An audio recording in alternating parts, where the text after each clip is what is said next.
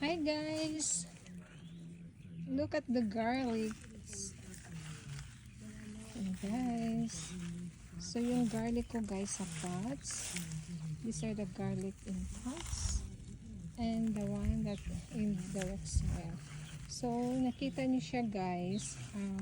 Kulay brown na siya. Yung half is kulay brown na. Yung dito sa ano niya sa labas.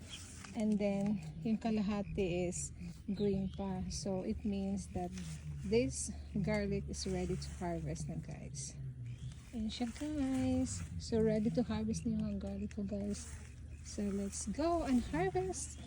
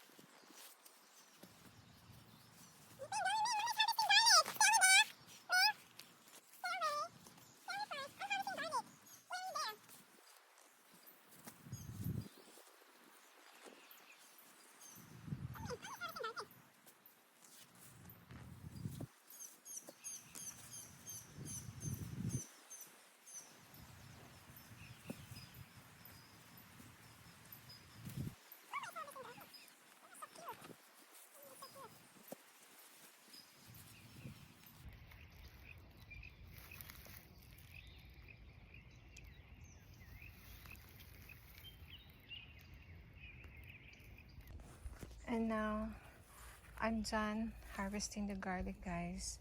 So these are the garlics that I harvested. As you can see here, look at closer. And then it is ready for curing this garlic guys.